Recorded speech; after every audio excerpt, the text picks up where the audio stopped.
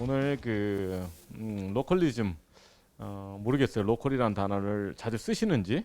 근데 몇 년 전부터 우리가 이제 로컬이라는 단어를 쓰기 시작하면서 보통 이제 지역, 지방, 시골, 뭐 변두리 이런 어떤 부정적인 단어를 안 쓰고 그냥 어디든지 뭐 강남도 로컬이고, 그죠?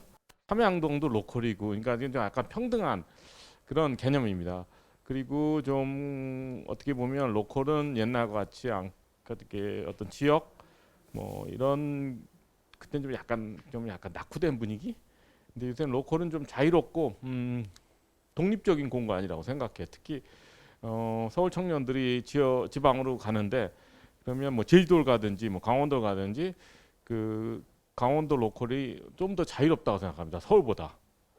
그러니까 50년 전에는 우리 부모님 세대들이 서울에 와서 어떻게 보면 어떤 자유로운 공간을 찾았다고 생각했는데 이제 거꾸로 어떤 기성세대 문화의 중심지가 서울이다 보니까 답답한 거예요. 여기는. 그럼 자기가 뭐 새로운 걸 하고 싶으면 자기 하고 싶은 일을 하려면 오히려 로컬에 가야 할 수 있다는 생각하는 청년들이 많이 늘고 있습니다. 그래서 로컬이 뭐 저는 생활권이라고 생각을 해요. 근데 뭐 서울에 있던 우리가 이제 생활권 단위에서 뭔가 의미 있는 일을 하는 분을 이제 사람을 로컬이라고 하고 또 그 생활권 자체를 또 로컬이라고 부릅니다.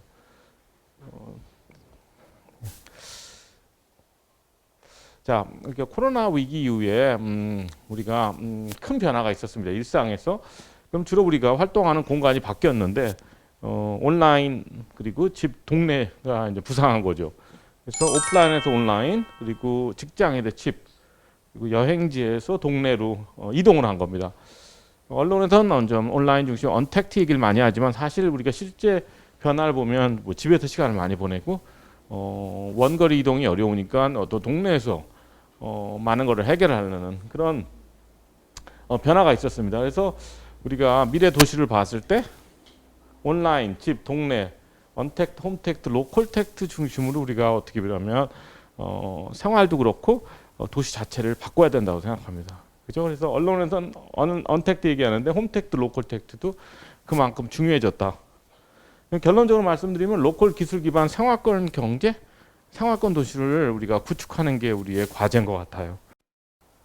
우리가 통계를 보더라도 집 주변에 소비를 많이 하고 집에서 멀리 떨어질수록 소비를 줄인다. 그리고 5월 말 기준에서도 보면 상권도 배후에 주거지가 있는 동네 상권이 회복을 주도합니다. 그래서 거의 뭐 100% 회복하고 대학가와 관광지는 부진합니다. 아직도 뭐 당연히 그렇겠죠. 여행을 잘 안 가고 대학이 지금 아직도 문을 닫고 있으니까. 코로나 수혜 업종도 보면 언론에선 뭐 온라인 얘기만 하지만 실제 보면 동네 업종도 꽤 돼요. 1번이 자전거면 자전거, 그다음에 정육점, 주리점들, 슈퍼마켓 이런 업종들이 오히려 매출이 늘어났다. 코로나 이후에 신뢰도 변화를 보더라도 의미 있는 변화가 있습니다. 이익과 지방 정부가 1리스트에 올랐고 신뢰도가 높아진 거죠. 이건 저는 굉장히 의미 있다고 생각합니다. 우리가 항상 국가 단위, 도시 단위로 살다가 우리 동네가 중요해졌고 또 지방 정부가 뭐 하는지 잘 몰랐는데 이번에 이제 방역을 지방 정부 주도를 하다 보니까 지방 정부가 뭘 하네? 여기 뭐 성북구 분들 많이 오셨잖아요. 그러니까는 옛날엔 관심 없었는데 이제 성북구에서 계속 문자가 오니까 뭐 생각보다 일을 잘한다? 뭐 그런 거예요. 그래서 그래서 저는 큰 의미가 있다고 생각하고요. 그러다 보니까 이제 기업들도 동네 비즈니스에 관심을 갖기 시작했습니다. 대표적인 게 당근마켓인데 2016년이에요. 5년 전에 우리가 주민들 간의 어떤 중고품 거래를 활성화하는 서비스 갖고 뭔가 큰 사업이 될 수 있을까? 뭐 한 번도 생각해 본 적이 없는데 이 기업에도 시작했는데 코로나 이후로 이게 급증합니다. 그래서 곧 넘버원이 된대요. 이커머스 분야에서. 전 세계적인 현상이고 뭐 미국에서는 넥스도어라는 비슷한 서비스입니다. 동네 주민을 연결해서 다양한 서비스를 제공하고 어떻게 보면 동네 플랫폼이 되는 거죠. 여기가 당근마켓이. 사실은 뭐 네이버나 다른 포털에서 동네 플랫폼 만들려고 노력을 했는데 그동안 뭐 네이버 우리 동네 페이지 같은 데 가보면 광역단체별로 우리 동네 페이지를 만들었었어요. 그래서 제가 네이버한테 이건 너무 크다. 그래도 시군구 단위로 내려와야 된다. 지금 읍면동이 중요해집니다. 생활권은 거의 읍면동 단위예요. 그랬더니 어떻게 보면 당근마켓이 먼저 치고 나가서 성공했고 당근마켓 성공을 보고서 다른 대기업들도 지금 동네 어떻게 보면 상품을 개발하고 있는데 저는 이제 우리 동네 딜리버리 같은 그 서비스가 굉장히 의미 있다고 생각합니다. G25가 우리가 주문을 하면 동네 주민이 그냥 걸어서 배달해 주는 거예요. 그래서 우리가 초기에는 대안이 없어서 배달 서비스 많이 의존하지만 장기적으로는 바람직한 건지 잘 모르겠어요. 그래서 우리 집과 물류창고 사이에 아무것도 없어도 될 것 같다는 그런 굉장히 어떻게 보면 반사회적인 저는 생각이라고 생각합니다. 그래서 지금 계속 문제가 발생하잖아요. 배달 서비스 기사 문제도 있고, 뭐 포장 쓰레기, 또 환경 문제, 뭐 탄소 배출이나 뭐 온실가스 배출이 뭐 어떻게 보면 기업에서 뭐 모든 개인한테 배달해 주는 것보다는 동네로 일단 오면 동네에서 우리가 걸어 나가서 픽업을 하든지 아니면 주민이 배달해 주는 뭐 특히 그런 게 어떻게 보면 친환경적이고 우리가 진정한 의미에는 어떻게 보면 혁신이라고 저는 생각해요. 그래서 G2에서 25에서 이런 서비스가 나오고 다른 기업들도 지금 동네 비즈니스를 지금 개발하고 있다. 여행도 사실은 우리가 동네 중심으로 많이 합니다. 그래서 제주도 자주 가시면 지금은 아무도 제주도 전체 뭐 버스 타고 다닌다든가 뭐 자동차 대절해서 돌아다니는 그런 건 뭐 처음엔 그러지만 시간이 지날수록 한 지역에 가면 안 나온다는 거죠. 그래서 빅데이터를 보더라도 한 번 들어가면 이렇게 8개 지역이 있는데 거기서 2박 3일 머무른답니다. 나오지 않고 그 지역에 이제 동네 문화를 즐기고 그만큼 동네마다 관광 자원이 풍부합니다. 그리고 또 관광의 여행의 기준이 바뀌었어요. 그래서 뭐 현지인처럼 살고 싶다 이런 사람들이 많이 늘어나 보니까 우리 세대랑은 많이 달라졌는데 지금 제주도를 많이 아는 분들은 여기 보면 표선, 성산, 서귀포도 너무 큰 단위입니다. 리 단위로 여기 뭐 종달리라든가 뭐 여기 뭐 사계리 이런 리 단위로 여행을 가기 때문에 제주를 좀 안다 하면 동 이름과 리 이름을 많이 하셔야 돼요. 뭐 제주시에도 탑동도 있고 뭐 아라동 뭐 이런 식으로. 예. 그래서 이미 서울에서도 보면 2018년 데이터인데 한 구에서 일하고 사는 사람 비율이 50%를 넘었답니다. 그러니까 우리는 외곽에 살면서 출퇴근하는 줄 알지만 사실은 그렇지 않은 거예요. 왜냐하면 밀레니얼이 주로 장거리 출퇴근을 싫어합니다. 그래서 자동차도 싫어해서 직장 근처에 살기 때문에 이미 50% 넘었다는 거죠. 그래서 한 10년 전부터 저는 이런 현상이 시작됐다고 하는데 사람들이 동네 중심을 이미 살아왔어요. 그래서 지금까지 그 경과를 보면 우리가 어떤 도시를 우리가 만들어야 하나 했을 때 뭐 영원히 이제 안 돌아올 것 같아. 해외여행, 원거리 출퇴근, 뭐 대형 실내 공간, 글로벌 메가시티 1000만 단위 도시는 저는 어렵다고 보고 우리 성북구 공무원도 준비하셔야 돼요. 저는 성북시가 될 거라고 생각합니다. 서울이 너무 커요. 그래서 어떤 그 서울이라는 특별시라는 뭐 구전 유지하더라도 이제 분권이 돼서 자치구가 실질적으로 독립시처럼 아무래도 일을 해야 될 것 같은데 그 이유는 결국에는 지금 뭐 이미 그렇게 시작됐지만 일자리를 분산시켜야 돼요. 중앙에 있는 일자리, 그러니까 뭐 광화문이나 강남에 있는 일자리가 자치구로 많이 이렇게 분산돼야 되려면 그러려면 자치구가 자체로 산업 정책이 있어서 일자리 유치하고 또 일자리를 개발하고 이런 식으로 저는 갈 거라고 봅니다. 왜냐하면 자치구도 사실은 너무 큰 단위입니다. 보통 생활권이라고 그러면 여러분 서울시에서 이미 다 생활권을 나눠놨어요. 기름은 어떻게 분류되는지 모르지만 제가 연희동 사는데 연희동은 신촌이랑 간 생활권이래요. 그래서 저는 거부하고 있습니다. 그러니까 대학생 입장에서 보면 신촌이랑 연희동이 같은 동네지만 저희 같은 기성세대는 신촌 갈 일 거의 없어요. 저는 오히려 연남동이랑 합쳐졌으면 좋겠어요. 연남동이랑 이제 연남동을 자주 가니까 그런데 어쨌든 연남동은 마포구고 연희동은 서대문구니까 생활권으로 안 묶어놨어요. 그래서 이미 생활권이라는 개념은 들어와 있는데 그게 보면 자치구 아래 단위입니다. 그래서 오히려 도시는 오히려 좀 더 발전시켜야 된다고 생각해요. 특히 전원 도시는. 그리고 어느 정도 밀도가 필요하다고 생각합니다. 우리가 방역을 잘하는 이유도 사실은 우리가 동네가 살아있는 편이에요. 다른 나라보다. 예를 들면 뭐 사제기 같은 걸 안 하는 이유가 보면 우리는 기본적으로 집 바깥에 나가면 그죠? 슈퍼도 있고 걸어서 그리고 약국도 있고 그리고 의원도 있잖아요. 동네 의원. 그게 얼마나 그 특혜인지 모르실 거예요. 아마 외국에서는 사실 특히 미국 같은 나라에서는 병원 한번 가려면 뭐 두세 달 전에 예약하기 때문에 우리나라처럼 아침에 일어나서 뭐 골치가 아프네 그러면 동네 병원 갈까 그럼 의사 만나서 뭐 진료받고 그리고 약을 살 수 있다는 게 그냥 그 자리에서 그거는 뭐 다른 나라는 거의 볼 수 없는 그렇기 때문에 우리는 기본적으로 소비가 일일 단위, 이일 단위. 근데 미국 사람들은 동네 상권이 없으니까 그래서 제가 자꾸 그 동네 상권이 중요하다는 겁니다. 상권이 없다 보니까 이 사람들은 그냥 큰 집에다 냉장고 갖다 놓고 뭐 일주일치, 이주일치, 한 달치 그냥 사재기 하는 게 기본 그 소비 행태예요. 그러니까 마스크가 부족하다면 어떡하겠어요? 한 달치 사야죠. 그러니까 유통 시스템이 붕괴하는 겁니다. 그래서 우리가 자꾸 지금 위기 상황에서 우리 동네 상권에 어떤 고마움을 모른다는 게 좀 안타깝게 생각합니다. 그래서 우리가 이게 얼마나 좋은 세상에 살고 있는지. 그래서 뭐 보건소도 바로 옆에 있고 그런 의미에서 저는 어느 정도의 밀도가 필요하다고 생각하고 말씀드렸지만 우리 동네 딜리버리처럼 그냥 가능하면 자전거 타고 걸어서 다니면서 상하권 안에서는 그리고 이제 공동체가 아무래도 더 중요해져서 결론적으로 말씀드리면 직주락이라고 합니다. 일 주거 일자리를 한 곳에서 해결할 수 있는 그런 도시를 만들어야 된다고 생각합니다. 여러분 뭐 사실 지하철이 안전하다고 말할 수 저도 지하철 타고 왔지만 서울역에서 여기까지 지하철 그 사용자가 많이 줄었습니다. 사람들이 그냥 본능적으로 안 타려고 그래요. 기회가 있으면.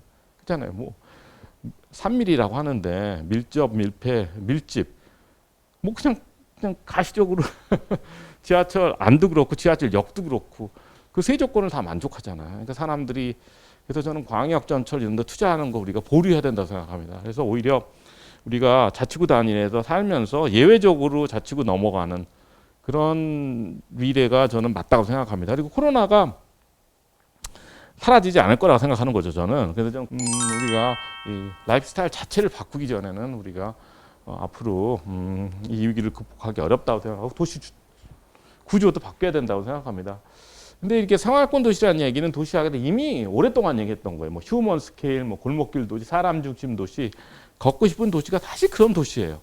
한 곳에서 1, 3 도리를 해결할 수 있는 도시. 그게 어떻게 보면 건축가들의 이상이었어요, 그동안. 그러니까 저는 어떻게 보면 도시 구조나 생활 패턴 차원에서 보면 우리가 뭐 새롭게 변해야 될 필요는 없는 거예요. 어차피 해야 될 일을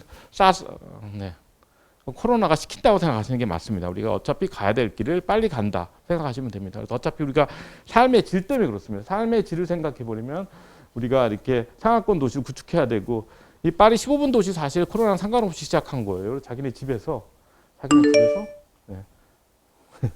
집에서 아주 필요한 공간을 전부 15분 안에 갈 수 있는 주로 이제 자전거 도로 구축하는 사업입니다. 그러니까 뭐 미국 같은 도시도 이제 어떻게 보면 동네가 많이 살아있는 포틀랜드 같은 도시 보면 이렇게 시를 50개 동네로 나눠서 동네마다 경제 계획을 수립하는.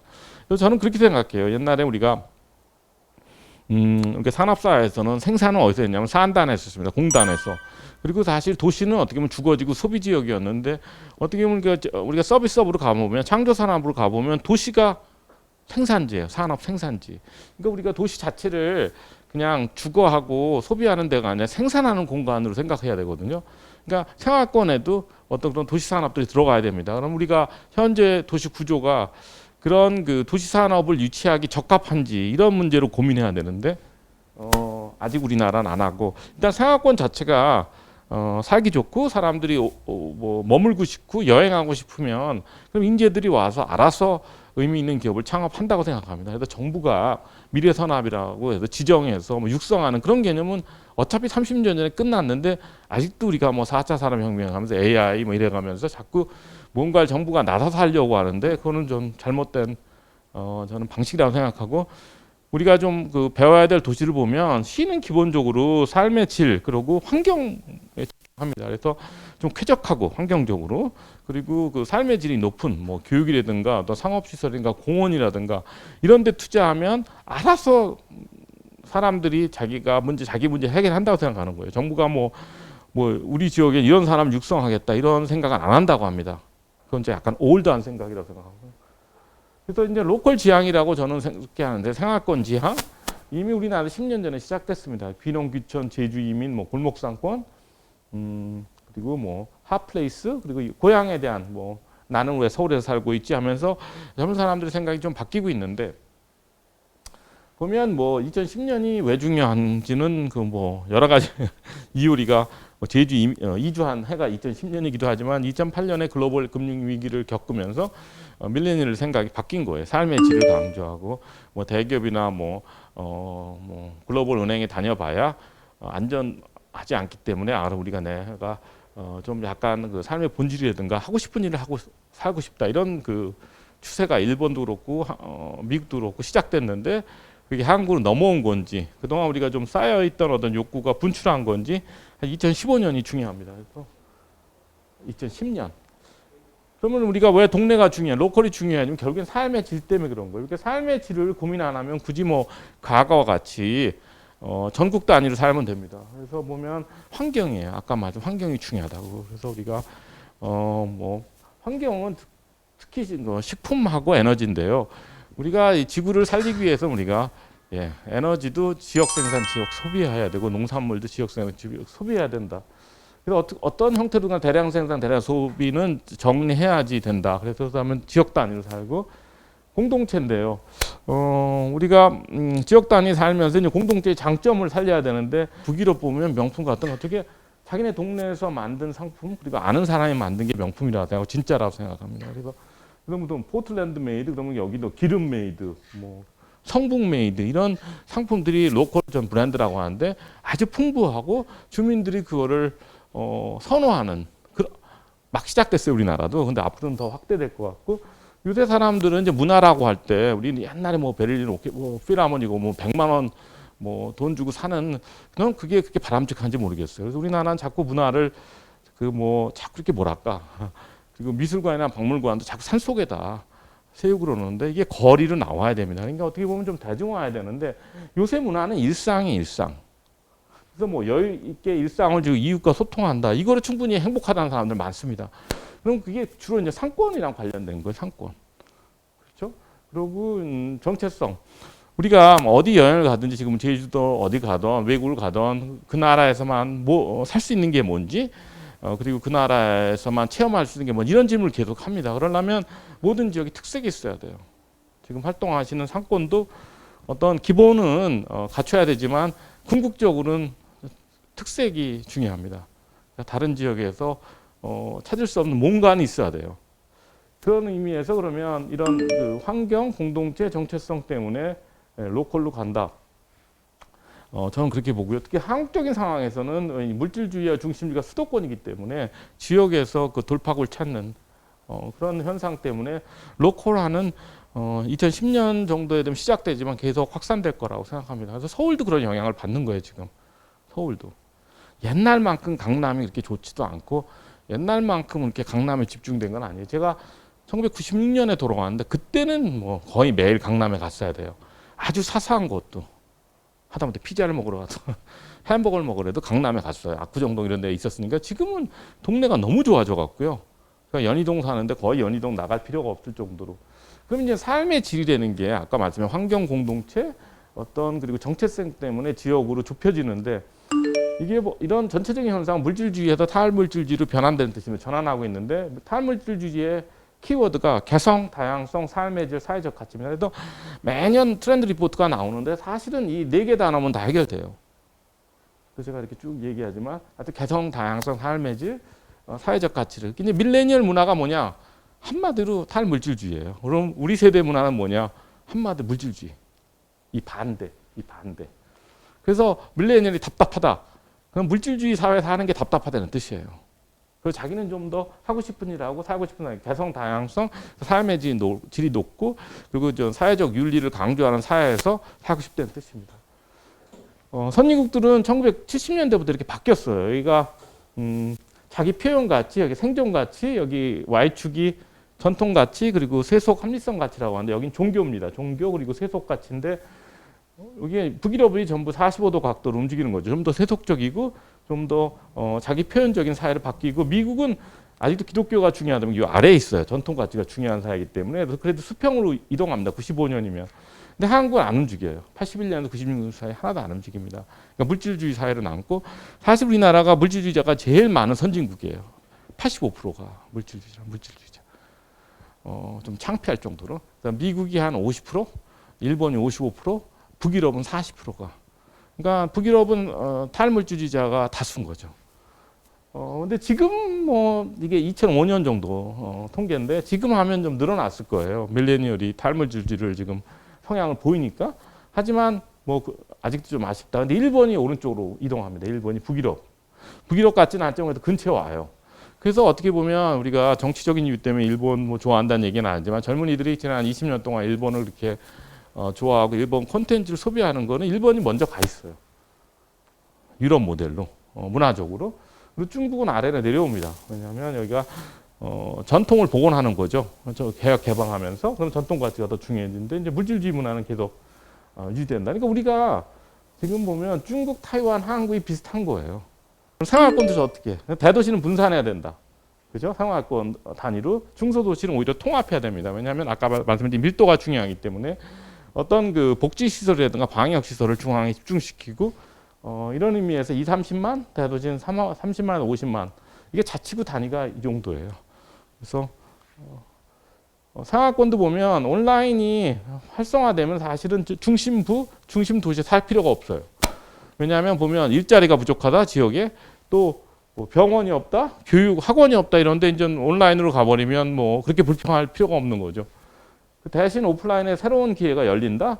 국내 여행, 로컬 푸드 집가꾸기 요새 이게 붐입니다. 이거 집가꾸기인데 그래서 그러려면 생각해 보세요. 집을 가꾸려면 아파트가 적합한지 안 되죠. 아파트는 할 수 있는 게 제한적이기 때문에 단독주택이 그리고 있고 이 동네 단독주택 많은가요? 기름동에?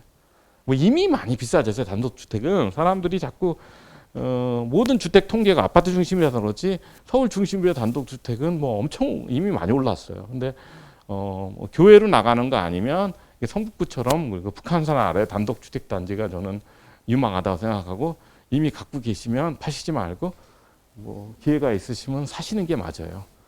이게 인간 자꾸 우리가 뭐 대형 주상복합을 선호했는데 이게 굉장히 비정상적이었는데 이게 좀 보면 삶의 질을 따지면 그게 그렇게 좋은 집이 아닌데 그러니까 우리가 모든 기준을 좋은 집을 좋은 동네를 어떻게 보면 건설 산업이 원하는 대로 우리가 따라간 거죠. 어떻게 보면. 근데 이렇게 코로나 사태가 나니까 본능적으로 아는 거예요. 이거 아파트 불안하구나. 그렇게 내다 보니까 단독주택 사는 사람이 부러워하고. 그죠? 암만 언론이 뭐라고 해도 사람들의 본능은 저는 중요하다고 생각합니다. 자전거, 아웃도어, 자연 환기, 그리고 동네 산업이 새로운 기회가 오는 거죠. 그러니까 중심부에 살 필요도 없고 지역에 새로운 기회가 오니까 뭐 역시 뭐 동네에서 우리가 미래를 찾는 것도 저는 좋다고 생각하고 오프라인도 보면 모든 오프라인 살 수가 없어요. 상권을 보면 자연과 동네가 약진했고요. 그리고 실내와 다운타운을 어려우니까 이게 성북구가 자연과 가깝기 때문에 잘만 하면 성북구 상권이 유리할 수가 있어요. 근데 그것도 이제 성북구 하기 나름인 거죠. 그 장점을 살리느냐 못하느냐. 그리고 이제 주거지 주변의 상권은 계속 오히려 매출이 늘어난다. 그러면 이렇게 되면 오프라인이 재편되면 자연과 동네 중심으로 그때 이제 어떻게 보면 이커머스 회사랑 온라인 쇼핑이랑 경쟁을 하는데 전 식품도 보면 로컬 푸드가 우리가 너무너무 지금 우리가 투자를 안 해서 그렇지 세종이나 완주시는 잘 돼 있어요. 그러면 로컬 푸드가 더 싸고 안전하고 신선하답니다. 근데 우리가 시스템이 안 돼 있으니까 그렇지 그래갖고 뭐 마켓컬리 전화하면 그게 혁신이라고 생각하는데 로컬 푸드가 갖춰지면 모르겠어요. 저는 자연스럽게 그 쿠팡이나 마켓컬리 그 의존도가 떨어질 거라고 보고 공동체나 동네 경제를 위해서는 좀 더 떨어져도 된다고 생각합니다. 개인적으로. 그렇다고 해서 뭐 제가 뭐 규제하고 없애자는 얘기는 아니고 좀 모든 게 좀 밸런스가 맞고 자연스러운데 우리가 너무 지나치게 온라인 쇼핑에 의존하고 이런 거는 좀 우리가 시작됐어요. 그 분위기가. 이거 생각보다 이게 만만하지 않다. 포장 쓰레기니 뭐 인권이니 뭐 이런 그 탄소 배출 문제가 심각하다. 그리고 이제 스마트 도시 얘기할 때도 보면 저는 공동체를 살리는 그런 기술에 투자해야 된다고 생각합니다. 그리고 이제 환경과 공동체가 제일 중요하다고 그랬죠. 자, 삶의 질에서 제일 중요한 게 말씀드렸듯이 환경하고 공동체잖아요. 그러면 친환경 기술에 투자하고 공동체라면 소상공인이 중요한데 여러분들처럼 이 소상공인 문제도 보면 이 너무너무 일이 많아요. 1인 기업 하려면 뭐 그렇잖아요. 뭐 노무, 재무, 뭐 회계, 뭐 그냥 뭐 배달 그리고 주문 이런 거는 그러니까 제가 보기엔 제가 만약에 식당을 하면 제가 요리에 집중하고 나머지 사업 부분은 전부 기계가 해주는 그런 건 좀 바람직하다고 생각하고 사실 정부가 그런 시스템을 구축하는 겁니다. 그래서 저는 소상공인 기술이라고 그래요. 여기에 더 투자해야 되는 거, 더 투자. 그리고 지역 혁신 기술, 보행자 기술 이런 식으로 우리가 스마트 도시를 그죠? 공동체를 살리고 환경을 어떻게 보면 지키는 그런 스마트 도시를 우리가 구상을 해야 되는데 요새 논의 보면 그런 게 하나도 없어요. 뭐 다 무슨 자동화야 자동화. 자동차 이동 편리한. 이미 우리나라는 지나치게 자동차가 편리해서 자동차 를 줄여야 되거든요. 지금 보시면 어떤 문제가 있냐면 우리 도로가 자동차 길이 너무 많아서 그걸 줄이고 보행로를 넓혀서 식당이 어떻게 보면 노천 식당을 우리가 허용해야 돼요. 그러려면 지금 있는 길 갖고 안 돼요. 걷기도 힘든데. 그러려면 어떻게 했어요? 차선을 줄이고 그렇죠? 여기 환기 기준 같은 것도 제가 글을 올리면 그러면 우리 이제 새로운 환기 혁신 기술이 필요하다고 주장하면 아무도 라이크 안 찍어줘요. 왜냐하면 소상공인 자체도 부담스러워. 그럼 또 내가 뭐 1,000만 원, 2,000만 원 투자해야 되겠네? 이 문제가 뭐냐면 그 홀에 그 환기가 만약에 여기가 환기, 전열기 이런 게 있으면 모든 그 바람이 이쪽으로 오잖아요. 그럼 저쪽에 감염된 사람이 있으면 이쪽으로 오면 이쪽 사람 위험하잖아요. 그러니까는 테이블마다 환기 시스템이 있어야 될 거 아니에요. 다 위로 빨아들이게. 그럼 정부가 그런 기준을 만들어서 보조금 줘서 모든 외식 공간이 그러니까 테이블당 안전하는 그렇게 만들어 줘야 되는데 겨울 되면 더 심각해질 거예요. 왜냐하면 미국이랑 영국이 일단은 실내 다이닝 을 금지하니까 못하게 야외만 하게 하니까 근데 우리나라는 지금 그렇게 못하고 있는 건데 이해는 해요. 너무 충격이 크지만 그러면 정부가 기준을 만들어 기술에 투자해서 어떻게 하든지 뭔가를 외식 공간을 안전하게 만들어야 되는데 결국에는 우리가 생활권 동네로 가면 로컬이 중요하지만 로컬 문화를 새로운 길을 만드는 크리에이터가 중요한 이런 사람들 로컬 크리에이터라고 그래요. 그러니까 여러분들이 지금 로컬 크리에이터예요. 그래서 보면 뭐 다양한 업종에서 이제 소상공인 업종에서 활동하는데 이런 포틀랜드 같은 도시는 그냥 공개적으로 자기네 소상공인 중심의 도시라고 그래요. 그런 식으로 우리가 좀 약간 창의적이어야 되죠. 창의적인 소상공인 로컬 크리에이터라고 하기 때문에 이런 사람들이 아까 말씀드린 그 어떤 상하권 도시에 필요한 도시 문화를 어떻게 보면 개척해 나가고 만들고 이제 특색을 살리고 이런 식으로 하면 우리나라가 좀 더 상하권 단위로 좀 더 풍요로운 도시가 많아지지 않을까 저는 생각합니다. 그럼 제가 이렇게 상하권에 대해서 이렇게 희망적인 이유는 골목상권 역사 때문에 그렇습니다. 골목상권은 20, 30대가 여행 가는 상권인데요. 주로 이제 특히 20, 30대 여성이 좋아하는 가게들이 모여 있으면 골목상권이라고 부릅니다. 골목상권의 반대말은 엄격히 말하면 먹자골목이에요. 먹자골목.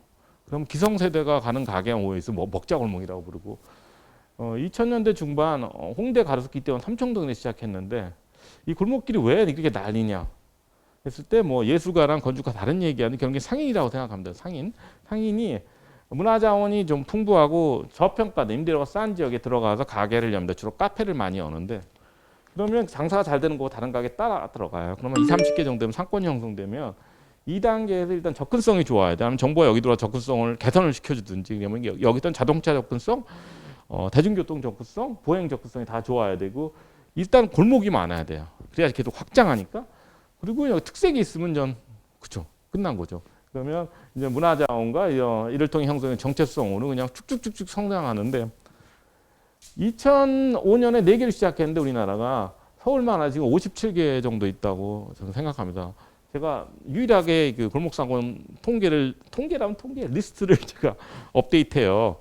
서울시는 자꾸 골목상권을 영세 상인들이 활동하는 상권이라고 한정을 해서 어떤 골목상권의 가능성을 제가 보면 제가 초기에는 골목상권을 이렇게 보면 이렇게 창의적인 상권을 하고 지금도 그렇게 얘기를 하는데 정부는 자꾸 동네 상권이라고 하다 보니까 이게 제가 혼란스럽다. 그러면 골목상권이 홍대, 남산, 종로, 성동구가 이게 4개 중심지가 있다고 생각하면서 서울에서 처음에 이제 강남은 늘어나지가 않아요. 왜냐하면 거긴 다 재개발하기 때문에 골목 자원을 파괴를 합니다. 그러니까 속리도 안길 빼놓고 추가한 게 없고 서교동에서 시작한 홍대가 마포 전체를 삼켰어요. 이제 마포 전체가 요새 젊은 사람들은 신촌도 홍대라고 불러요. 제가 사는 연희동도 홍대라고 그러고 그러니까 연세대학교는 한 게 없는 거죠. 연세대학교는 뭐 문화적으로 홍대한테 그럼 홍대는 뭐 홍대를 이용하느냐 그것도 아니에요. 그럼 홍익대학교가 어디 있냐 그러면 이런데요. 모르냐고 홍대 앞 뒤에 있는 학교가 홍익대학교라고. 그러니까 사람들은 이게 홍대라고 하는 거를 문화지역을 홍익대랑 연관을 안 시켜요. 어떻게 보면 그리고 이제 이게 서대문구, 은평구를 확장하고 있고 이태원동에 시작한 이태원권도 뭐 남산을 삥삥 둘러서 한쪽은 뭐 해방촌에서 후암동에 서울역으로 확장하고 있고 종로도 삼청동 자체는 어렵지만 삼청도 시작했지만 종로통이 전부 골목상권이 됐어요.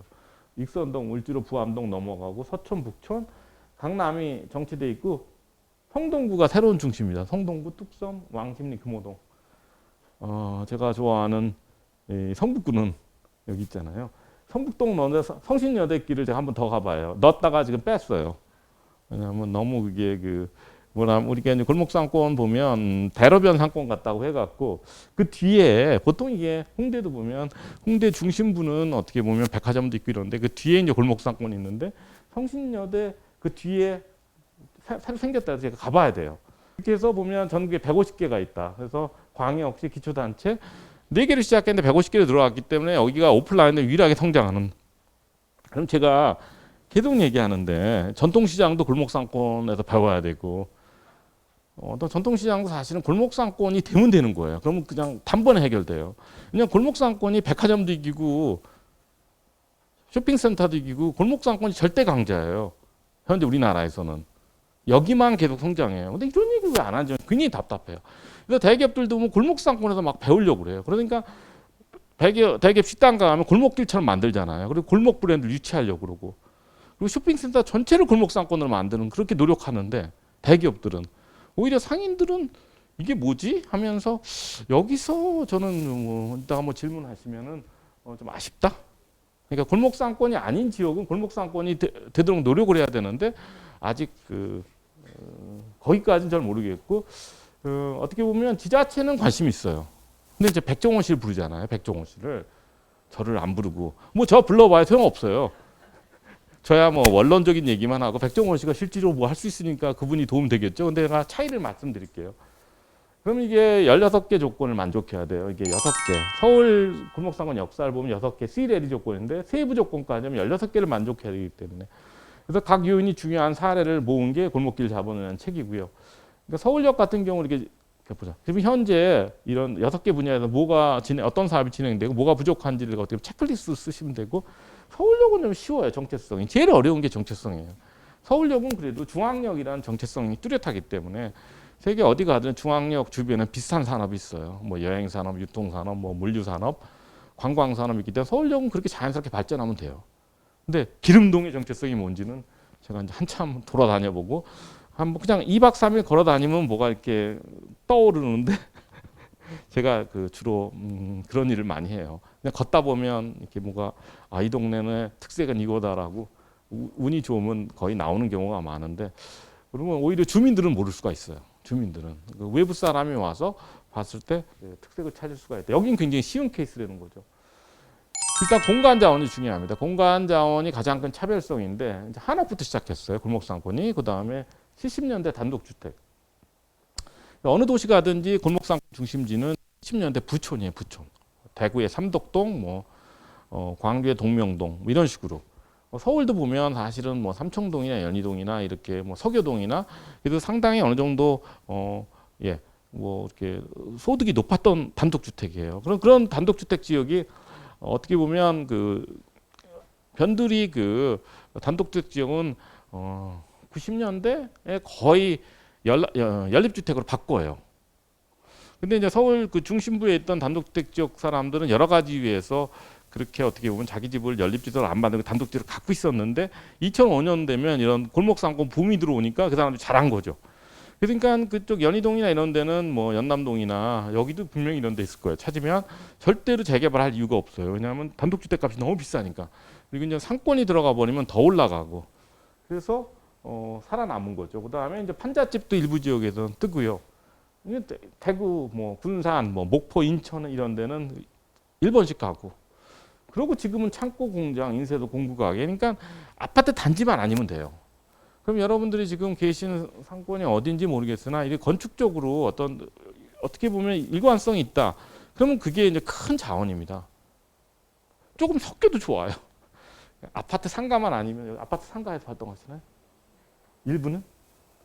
그러면 뭐 아파트 상가면 정말 어려워요. 쉽지는 않은데 뭐 어쨌든 뭐 대규모 단지 아니면 좀 가능성이 있다.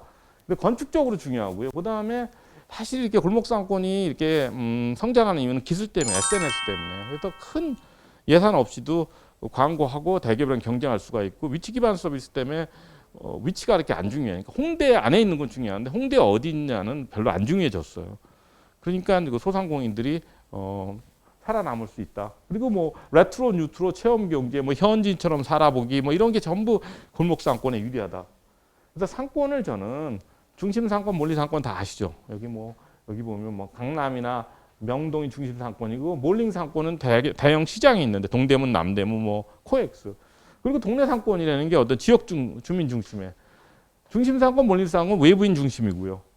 여기가 1000개가 있다면 서울시가 1000개. 그 중에서 한 100개 정도가 골목 상권이 된 거예요. 2005년에. 그러면 기름동이 골목 상권으로 될 수 있는지 없는지를 고민해야 되는 거라고 저는 생각해요. 성북구가. 전 되는 게 좋다고 생각해요.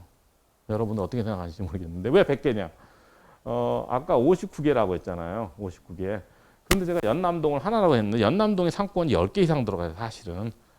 아무리 줄여도 4개 정도는 있어요. 4개. 그렇기 때문에 상권을 4개 들어가기 때문에 제가 하나로 카운트한 거 아니에요. 그러니까 이게 굉장히 보수적으로 짓겠기 때문에 실질적으로 이런 걸 감안하면 100개 이상이 있다고 보는 게 맞다. 그러면 골목 상권에 뭐가 들어가야 되냐면 말씀드렸지만 독립서점, 베이커리, 커피 전문점, 게스트하우스 정도는 있어야 돼요. 그리고 이제 음식점도 젊은 사람들 좋아하는 뭐 브런치 카페나 뭐 디저트 카페 이런 업종이 들어가야 되는데 2세대 가면 2015년 되면 홍대 중심으로 새로운 업종이 나타나기 시작합니다. 그래서 복합문화 공간, 라운지, 살롱, 뭐 코워킹, 콜리빙, 그리고 뭐 로컬 편집샵이라고 하고 커뮤니티. 그래서 보면 이런 사업들 보면 동네에서 생태계 구축해야 되는 거예요. 그러니까 고객뿐만이 아니고 같이 협업할 수 있는 파트너, 협력업체가 참여하는 생태계. 그러면 대기업이 그건 복사할 수가 없어요. 대기업이 동네마다 로컬 브랜드를 만들 수가 없잖아요. 그럼 로컬 브랜드가 뭐냐면 힘이 기본적으로 동네 기반이어야 돼요. 지역 기반. 지역 자원, 지역 네트워크, 지역 주민을 연결한 대기업이 복사할 수 없는 그런 어떤 그런 콘텐츠를 만들어야 되잖아요. 그래서 지금 그런 식으로 움직이고 2단계가 끝나면 창조산업, 디자인, 패션, 화장품, 스타트업, 건축, 미디어 회사들이 들어옵니다. 그러면 완성된 거예요. 그럼 성북구가 고민해야 될 문제는 성북구 어디에 이런 도시가, 이런 창조산업 중심지가 를 만들 수 있는지 고민해야 되거든요. 그러려면 골목상권 지역에도 시작해야 하는 거예요. 그럼 여기다 이렇게 얹히는 과정. 이거를 자꾸 우리나라는 자꾸 신도시에다 뭐 이런 문화산업, 창조산업 만들려고 기본적으로 크리에이티브한 거 아니에요. 크리에이터들은 기본적으로 신도시를 싫어해요. 왜냐하면 그냥 뭐 신도시가 싫은 이유가 뭐냐면 식당도 보면 대형 건물에는 자기 개성을 어떻게 표현할 수가 없잖아요. 인테리어로. 근데 골목상권은 굉장히 어떻게 보면 개방적이에요. 어디다 해더라도 자연스럽게 공간을 만들 수 있는데 신도시 그 상가에서 안 되기 때문에 저는 신도시 상권은 전반적으로 저는 가라앉고 있다고 생각해요. 무슨 짓을 해도 소용없어요. 신도시 상권은 계속 무너질 거라고 봅니다. 근데 좀 이따 보시면 그래서 로컬 크리에이터가 우리가 이런 기회에 그 로컬의 기회를 활용하려면 이런 분들이 많이 나와야 되고 이런 분들은 어떻게 보면 세계관이 달라야 돼요. 로컬에서 사실 사업하시려면 너무 우리나라가 뭐 대기업주하고 공무원 좋아하니까 내가 그냥 로컬에서 1인 기업 운영하는 사람들은 굉장히 어떻게 보면 독해야 되는 거죠. 그러니까 이게 자기가 정말 철학이 있어야 되고 내가 하고 싶은 일이고 어떻게 하든지 내가 만족하고 뭐 이런 세계관이 필요하다고 생각합니다. 그리고 동네와 상생해야 돼요. 아까 말씀드렸죠. 생태계 구축해야 되기 때문에 그래야지만 대기업이랑 경쟁하고 어떤 창의적인 비즈니스 모델이 필요하다. 제가 이번 최근 책에서는 이런 문화가 뭐냐, 이제 로컬 문화가 뭐냐, 로컬 창업하고 도시 창업하는 이런 현상이 어떻게 보면 미국의 힙스터 현상이랑 일치합니다. 그래서 어떻게 보면 자본주의에 계속 저항해 왔는데 우리나라가 골목 상권이 거의 뭐 부상할 때가 미국의 힙스터 문화가 여기는 히피는 자연으로 돌아갔지만 힙스터는 도시에서 창업하거든요. 특히 커피나 뭐 베이커리나 어떤 그 디자인 회사를 여기 많이 창업하기 때문에 2010년대에 가면 노마드. 그래서 기술이 발전해서 옛날에 보헤미안, 히피 이런 다양한 어떻게 보면 반문화라고 해요. 반문화 어떻게 보면 라이프스타일이 의미 있는 회사나 그리고 고용을 많이 창출합니다 지금. 그러니까 사람들이 미래에는 전부 1인 기업이라는 게 프리랜서 같듯이 그건 왜냐하면 기술 플랫폼이 있기 때문에 자기가 고숙련 노동자면 디지털 노마드처럼 충분히 혼자서 조직 필요 없는 세상이 되고 있잖아요. 그러려면 어떤 자기의 어떤 개성, 커뮤니티가 필요한데 이런 유형의 라이프 스타일. 이렇게 제가 말하는 건 그럼 소상공인 여러분들이 어떻게 자기의 라이프 스타일 정의할지 모르겠는데 이 중에 하나였으면 좀 앞으로 일이 쉬워진다고 생각합니다. 어쨌든 현장에서는 공간, 비공간 다양한 비즈니스 모델로 지금 경쟁하고 있고요. 오프라인에서는 앵커 스토어가 돼야 된다고 생각해요. 그 동네 사랑방이 그래서 혁신적이어야 되지만 지역 다 와야 되고 그래서 제가 좀 약간 보람은 있어요. 연희동 같은 데 가면 연희동 동사무소 뭐라고 했냐면 연희동을 연희동답게 연희동다운 연희동. 이거는 제가 이 연구를 처음 시작했을 때 아무도 그런 질문 표현을 안 했었어요. 다음, 뭐 제주 다 와야 된다, 연희동 다 와야 된다, 기름 다 와야 된다 이런 데서 시작되는 거거든요. 근데 지금은 이런 단어를 써도 전혀 무리가 없어요. 사람들이 그 중요하다고 생각합니다. 5년 전에 비해서 성북구 다 와야 되고 자꾸 강남 따라갈 생각하지 말고. 그러니까 이래야지 제가 보기에는 그 성북구에서만 할 수 있는 뭔가 만들 수가 있는 거죠. 그리고 여기에 보면 가게가 어떻게 보면 랜드마크가 돼야 돼요. 랜드마크가 돼야 되는데. 그러니까 오프라인의 대기업들 되게 비슷합니다. 스타벅스가 랜드마크가 되는 방법은 문화재를 그냥 사버려요. 제일 빠르죠, 뭐. 그 동네 문화재 그 안에 들어가면 이렇게 여기 그 교토의 그 찻집처럼 운영을 하고 20년만 하더라도 스타벅스는 모든 매장이 똑같이 생겼었는데 지금 동네 사랑방이 되겠다고 하고 지금 도쿄에서 긴자에다 7월 30일 코워킹까지 집어넣어요. 그러니까 보통 일반적인 매장인데 여기에 1인실을 집어넣은 코워킹을 집어넣는 게 제가 말씀드렸죠. 이게 동네 사랑방이 되려면 사람과 돈을 모아야 되잖아요. 그래서 사람들이 모이면 자기네들끼리 서로 뭐 교류하고 소통하고 어떤 새로운 시너지를 만드는 게 어떻게 보면 플랫폼이에요. 그러니까 오프라인이든 온라인이든 플랫폼이 돼야 되는데 지금 플랫폼이 되기 위한 다양한 사업 모델입니다. 그래서 한국에서 로컬이 다양한 그런 플랫폼을 추구하고 있는 거죠. 한 업종이 아니라 다양한 업종을 갖고 뭐 도시 전체를 기획하든지 아니면 커뮤니티 호텔, 복합문화공간, 로컬 편집협회, 상권 개발, 상권 전체를 개발하든지 이런 비즈니스 모델로 그 동네에서 이제 중심지가 되려고 노력합니다. 그래서 잘하는 기업을 소개해드리면 되게 잡지에서 시작해요. 그래서 제주에서 제주 매거진을 발행한 제주상해 그리고 연희동에서 아는 동네 그 매거진을 발행하는 어반 플레이가 그러면 그 동네 그 잡지를 운영하다 보면 그 동네에 그 좋은 브랜드를 모으고 싶어해요. 그러면 편집샵을 엽니다. 근데 편집샵을 열면 나중에 부족한 게 보이기 때문에 자기가 직접 생산을 해요. 제조업으로 넘어갑니다. 결국 이제 컨텐츠인데 동네 컨텐츠가 뭔지를 알아야 되기 때문에 잡지를 운영하면 동네 어떤 브랜드에 대한 어떤 이해가 높아지고 거기서 그러면 동네에 뭐가 비어 있는지 쉽게 파악하기 때문에 제가 어떤 로컬 창업을 하게 관심 있다 그러면 일단 잡지를 한번 해보라고 그럽니다. 근데 뭐 상업적 잡지는 어려우니까 블로그라도 운영해서 동네 경제를 이해하라. 상권 전체를 개발하는 사업자들이 생기고 신도시에도 골목상권 만드는 사업자들 청년들이 우리가 필요한 직주락 시설 직접 건설하겠다는 사업들입니다. 이런 사업들이. 그리고 그래서 사람이 부족하기 때문에 장인대학이라는 장인기획서를 육성하자. 중요한 건 오프라인에서는 공간 커뮤니티 콘텐츠 기획 능력인데 아무도 안 가르쳐줘. 이런 기술을 가르치는 학교를 새로 만들자. 그게 장인대학이고 이미 여러 군데에서 지금 장인대학을 실험하고 있습니다.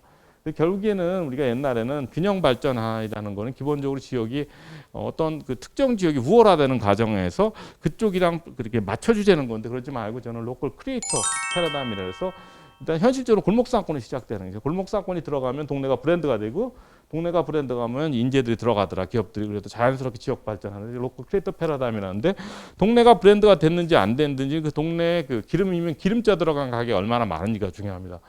그래서 지금 옛날에는 왜 20년 전만 해도 압구정동, 청담만 해도 브랜드가 많았잖아요. 지금은 뭐 연희동, 뭐 망원동, 뭐 상수동 그 동네 이름 자체가 프라이드가 된 거예요. 그리고 기름동도 기름자 들어간 가게가 많으면 기름동이 이제 브랜드가 된 겁니다. 그러면 사람들이 자부심이 높아지고 그러면 기업들이 들어간다. 그래서 마용성 현상을 사람들이 참 잘못 이해한다고 생각합니다. 마용성은 기본적으로 골목상권이 시작됐어요. 마포구가 홍대가 있고 용산이 이태원이 있고 성동은 성수동이 있어서 일단 브랜드가 되니까 사람들이 살고 싶어 합니다. 그래서 젊은 사람들은 홍대 옆에 살고 싶어 해서 그중에 가자 지역 이런 아파트 값이 많이 올라가요. 마포 지역이. 그러면 뭐가 들어가냐면 더 아파트 더 들어가고 학교가 들어가고 학원이 들어가면 사이클이 완성이 되는 거예요. 그래서 우리가 지역 발전을 생각할 때 현실적으로 골목상권을 시작하는 게 맞는 거예요. 그런데 나중에 계속 얹혀지는 거죠. 그렇게 해서 어떻게 국내를 대표하는 도시산업 생태계가 된 적이 홍대입니다. 그래서 우리 보시면 여러분들은 알 거예요. 저는 몰라요. 뭐 스타일 난다, 젠틀몬스터 정도는 알지만 29cm 뭐 로로, 아더에러, 뭐 디스 네버드 이게 전 세계적으로 좀 우리나라 디자인 뭐 패션 기업들인데 되게 다 홍대에 시작합니다. 문화산업이 당연히 커뮤니티 비즈니스 성격 문화산업도 홍대. 모든 골목 브랜드는 아직도 홍대에서 많이 나와요. 그랬을 때 저는 서울은 모든 25개 자치구가 홍대 같은 저는 그런 창의 산업 단지가 될 수 있다고 생각하고 전국에서 한 50개 정도를 홍대로 만들고 싶어요. 그게 제 캠페인 하는 거예요. 그래서 50개 지역을 홍대로 만들고 싶다. 홍대다가 어떤 투자를 했고 정부가 예. 그러려면 뭐 지역에서 강해나면 그래도 서울이니까 그렇다는 그렇지 않다. 지금 전국의 소도시에도 이렇게 로컬 브랜드를 계속 배출한다. 그래서 결국에는 뭐냐면 우리가 로컬이 중요한 건 인간 본능이 어떤 편리함과 어떤 그 인간 감성이 중요한데 커뮤니티가 상권으로 보면 온라인 쇼핑이 하이텍이고요. 그리고 하이타치는 골목 상권이고 중간에 있는 영역이 애매모호한 거예요. 이것도 아니고 저것도 아닌 백화점, 쇼핑센터, 할인마트가 앞으로 위험화되는 거죠. 그래서 정부가 온라인을 장려하고 디지털 전환을 장려하면서 동시에 어떤 도시 공간을 공간의 안전성에 투자를 해서 이 하이타치 골목 상권을 계속 우리가 해야지 물류센터랑 우리 사이에 뭔가 그래도 상권이라도 하나 있어야지 그냥 뭐 택배 뭐 도로 아니면 뭐 배송 터널 뭐 드론 길 이런 얘기만 하고 앉았으니까 저는 굉장히 답답하게 생각해요. 그게 우리가 원하는 세상인가요? 아무것도 없이 그래서 여기에 정부가 좀 투자하길 바라고 제가 지역 연구를 할 때 이 세 개 단어가 우리나라 지역을 바꿀 거라 생각했어요. 골목길, 로컬, 라이프스타일. 근데 지금 제가 이런 강연을 하더라도 이 단어에 대해서 거부감이 거의 없는데 5년 전에는 안 그랬어요. 그래서 좀 많이 좀 저한테 유리하게 특히 코로나가 때문에 제가 오히려 더 많이 동네 얘기를 하면 사람들이 많이 이렇게 공감하는 편입니다.